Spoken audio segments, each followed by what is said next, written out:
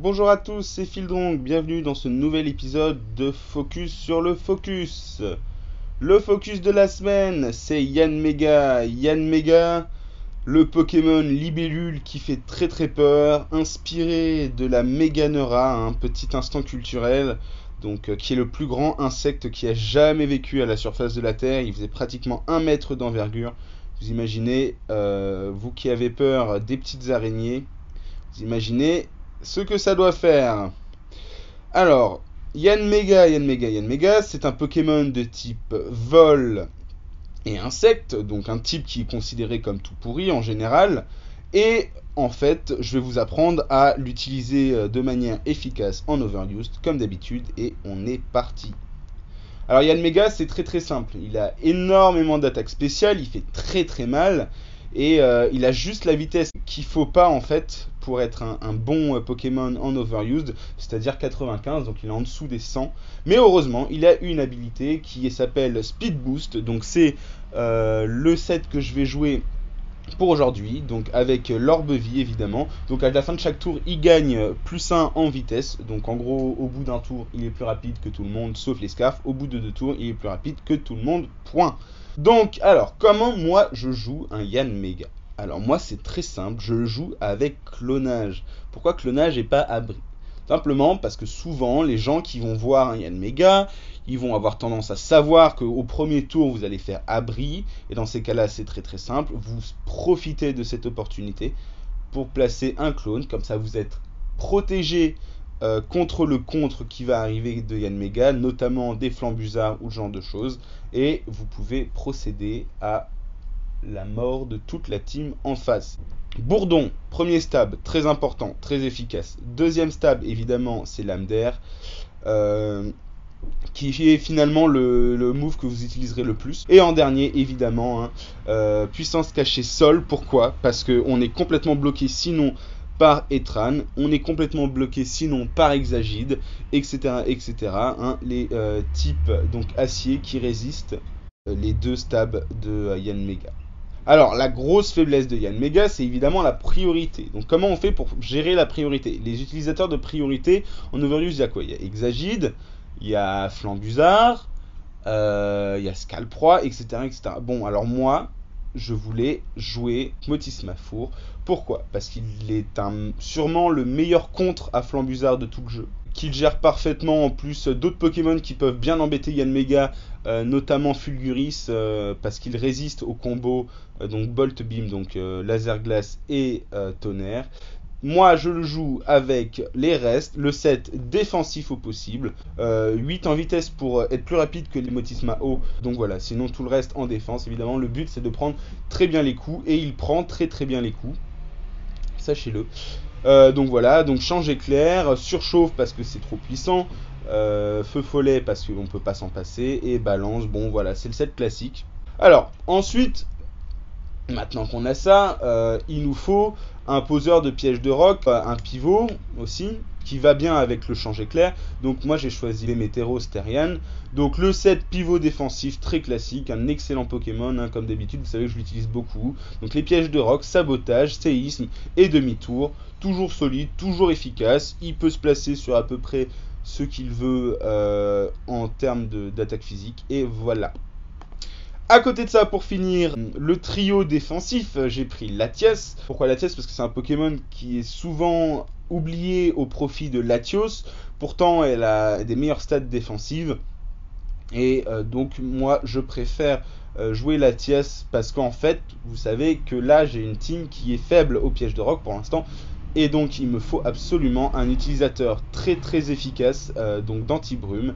C'est pour ça que j'ai choisi Latias. Je joue le set qui est bulky mais rapide, donc avec full vitesse, mais vraiment full vitesse. Un tout petit peu en attaque spéciale et puis le reste en PV. Donc il tape pas super fort, mais quand même il tape fort et il peut quand même faire du boulot de revenge kill sur les Pokémon qui sont moins rapides. Je pense notamment à Karchakrop. Donc voilà, donc alors évidemment un soin, Draco Météore et Choc Psy, très classique. Ensuite on a un deuxième sweeper, alors lui c'est un sweeper qui est plus lent, donc j'ai pris Misdibule parce que je le joue rarement mais je l'adore. Donc avec évidemment la misdibulite, hein, intimidation comme habilité de base. Le set avec Dance Lame, tête de fer, coup bas et câlinerie, très classique. Par contre au niveau des EV c'est un peu spécial, donc c'est moi qui préfère le jouer comme ça. Souvent il est joué full PV, mais moi, même s'il est très lent, j'aime bien lui mettre juste assez de vitesse pour être plus rapide que Mélodelph, parce que Mélodelph ne mettra jamais de V en vitesse, lui. Et en dernier, on a un de mes Pokémon préférés, même si je l'avais un peu oublié en 6G, c'est évidemment Cisaiox. Cisaiox, le bandeau choix. I am cheap, comme je l'appelle, technicien. Sur les moves, on a évidemment demi-tour et piste au point, qui sont des trucs dont on ne peut pas se passer sur ce set de bandeau choix. Et après, on met sabotage parce que c'est devenu meilleur que poursuite. Et en dernier, moi je mets aéropique parce que j'adore choper des méga Florizards sur le Switch. Et d'ailleurs, c'est pour ça que je joue, vous le remarquerez, une répartition plus rapide, donc de 144 EV en vitesse, qui permettent tout simplement d'être plus rapide qu'un méga Florizard, donc, et de tous les bases 80, on est aussi rapide avec cette répartition que l'Immolobellus, mais aussi plus rapide que les Votutrices, donc ça peut toujours être utile. Et voilà, c'est tout pour la team, et on va voir comment ça marche dans un match. À tout de suite. Donc on se retrouve pour le match. Alors, en face de nous, enfin je dois dire plutôt devant nous, parce que parfois Shodown fait des trucs bizarres. On a une team qui est ultra classique, avec le corps défensif qu'on voit partout et tout le temps de donc Votutrice, Mega Florizard et Etran. Et ensuite, on a un Cisaiox qui doit être forcément Choice Band ou le set défensif avec anti-brume. Hein. Mais vu qu'il y a un Votutrice, je dirais plutôt un Choice Band. On a Chapignon, alors lui on sait pas trop ce qu'il fait, il est caché derrière le Karchakroc, c'est assez drôle. Et en dernier, on a le Karchakroc évidemment. Et on est parti. Alors, il lead avec son Cisaiox et moi je lead comme d'habitude avec mon Démétéros. Pourquoi? Parce que j'ai sabotage, parce que j'ai piège de roc, parce que je peux faire à peu près ce que je veux. Il m'envoie son Votutrice, il prend le sabotage. Non, excusez-moi, il prend les pièges de roc. Voilà. Je pensais que j'avais fait sabotage, ça devait être un autre match. Voilà, donc ensuite évidemment moi je le sabote. Tour nul étant donné que je lui ai juste viré ses restes et qu'il a rien pris et qu'il me fait anti-brume. Puis je demi-tour parce que c'est toujours des petits dégâts à prendre. Et là, il me révèle qu'il a toxique. Alors c'est très très rare sur les Votutrices, je m'y attendais pas, j'avoue. Parce qu'en général, les Votutrices ont donc soit provoque, soit cyclone. Ben lui, il a toxique, voilà. Bon. Donc je refais un double switch parce que je me dis évidemment quel est son meilleur contre, sa meilleure façon de gérer les Motisma, c'est soit Etran, soit Karchakroc. Donc il me balance le Karchakroc pour prendre le Volt Switch. C'est un peu dangereux ce qu'il a fait quand même parce que j'aurais pu le brûler. Mais moi je voulais pas donner un boost d'attaque à son Etran. Et puis en plus voilà, donc je replace mon Démétéros. Et là, il me révèle qu'il a la Dance Lame. Donc moi je l'ai saboté évidemment. Toujours sabotage qui est très très bon. Il me révèle qu'il a la Dance Lame. Et comme je suis plus lent que lui, et ben j'ai fait demi-tour. Et là je peux placer ce que je veux. En l'occurrence, je place Latias. Pourquoi? Parce que Latias est plus rapide que lui. Et que je peux faire Draco Météore. Alors évidemment, hein, je vais pas jouer au petit malin en mode ouais, je vais faire anti-brume en prévoyant qui prévoit et tout, parce que bon, j'ai pas envie de me faire sweep par un Karchakroc. Donc je place le Draco Météore qui fait mal, hein, même, regardez, là on voit bien que son Cisaiox est donc offensif, parce qu'il prend quand même cher, alors que je n'ai pas d'investissement en attaque spéciale. Alors, moi je pensais qu'il allait faire poursuite. Parce que j'avais vu que c'était un choice band. Non, il reste. Bon, c'est pas grave. Et là, je vois l'occasion. Mais au moins, je me suis débarrassé des pièges de roc. Je vois l'occasion de placer le Yanmega. Évidemment, j'ai pas de chance. Il ne flinche pas. Je comptais un peu sur ça. mais vous voyez quand même les dégâts que fait Lame d'Air, alors que c'est pas un move qui a beaucoup de puissance d'attaque. C'est vrai que si Yann Mega chopait Vent Violent par exemple, on serait vraiment très content. Bon, là il re-switch. Alors moi j'ai prédit, évidemment, pourquoi? Parce que déjà son Cisaiox serait mort de PC Sol, et ensuite je savais qu'il avait un Etran. Donc évidemment, je place ce petit PC Sol et je me farcis un Etran en un coup avec un Yann Mega. C'est vraiment très très sympa. Lui, il a perdu un gros pivot de son équipe très très vite. Il a rien fait, le pauvre.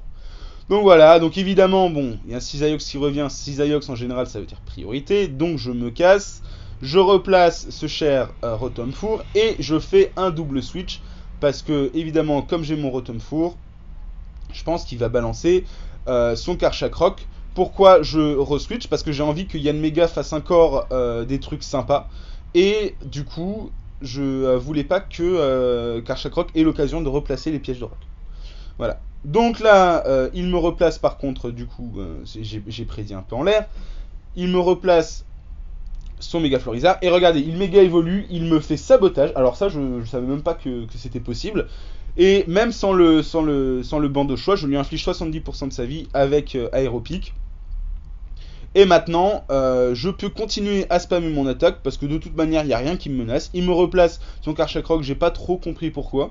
Peut-être pour prendre le... Non, je vois vraiment pas pourquoi il a fait ça. Et du coup, j'ai la priorité. Donc il prend des coups pour rien. Là, il reprend des coups pour rien. Là, il est en train de perdre un peu pied. Donc je sais pas trop ce qu'il fait. Et là, il m'attaque en fait. Il aurait peut-être dû faire atterrissage. Donc là, il est forcé de mourir. Enfin, je vais faire... Il y a forcément un Pokémon qui va mourir sur mon attaque. Parce que tous ces Pokémon sont très affaiblis. Donc il choisit de laisser mourir son Votutrice. Il prend une surchauffe dans la tête. Ça fait très très mal. En plus c'est un four, vous imaginez? Vous ouvrez un four comme ça là. Voilà, c'est exactement ce qui vient de se passer. Bon, par contre maintenant il peut replacer donc son méga Florizard. Mais c'est pas grave. Moi je sais que je veux laisser en fait, soit il me le tue, soit il se soigne. Là il se soigne, donc c'est encore mieux. J'ai juste à replacer mon Libellol. Et regardez, là, il se dit sans doute je vais le tenir, et non. Alors, vous voyez un truc bien? Vous êtes d'accord que Etran et Mega Florizard, ils sont un peu partout. Et ben voilà, vous avez un Yann Mega en fait. Yann Mega peut gérer, s'il a PC Sol, il peut gérer le combo défensif très très classique de Etran et Mega Florizard. Donc ça, c'est plutôt quelque chose de positif. Alors là, évidemment, moi je pensais encore à la priorité. Parce que je sais que j'ai juste à finir son Cisaiox pour le sweep avec mon Yann Mega. Hélas, il a prédit ça. Parce qu'il est quand même bon le mec en face. Et bon, bah du coup je perds mon Yann Mega. C'est pas Yann Mega qui va finir. Mais vous voyez bien que l'utilité potentielle du truc.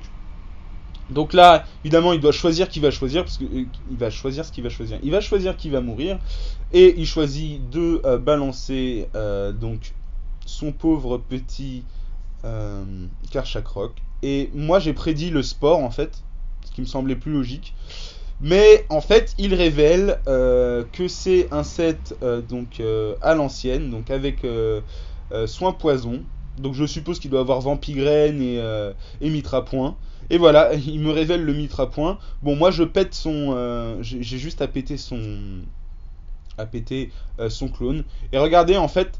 l'avantage donc de Cisaiox avec Aéropic et des EV en vitesse, c'est tout simplement vous êtes plus rapide que Chapignon défensif, vous êtes plus rapide que beaucoup de Pokémon mine de rien qui investissent pas trop en vitesse. Et donc là, voilà, je le dépasse pour placer l'Aéropic. Et là, il lui reste juste un Cisaiox avec 12% de vie. Je sais que je peux tenir toutes ses attaques et qu'il meurt avec le piste au point, et je finis le match de cette manière. Et voilà, c'est tout pour le match. C'était un match assez expéditif, hein, parce que je jouais une team de bulky offense, mais assez rapide, hein, avec notamment le Yann Mega qui était là pour clean. Mais vous voyez que Yann Mega, c'était pas un poids mort. Il est arrivé, il foutait la pression sur l'adversaire qui a été obligé donc de perdre 2 de ses Pokémon face au Yann Mega, de prendre super cher sur son Cisaiox et tout. vous voyez comme ce Pokémon est efficace en overuse. Évidemment, faut bien l'entourer. Les anti-brumes ou tours rapides sont obligés pour le jouer. Mais franchement, c'est un super Pokémon. C'est pour ça que je l'ai choisi. Parce que c'est moi qui ai choisi ce focus en gagnant le défi challenge qu'on avait fait donc sur le forum de Pokémon Trash. Je vous invite à rejoindre la partie stratégie. Je suis modérateur, donc venez nous dire bonjour. Et voilà, c'est tout pour aujourd'hui. J'espère que ça vous a plu. Il n'y aura pas de focus pour les 2 prochaines semaines car je pars en vacances. Mais je vous retrouve début août pour le prochain focus. Allez, tchuss!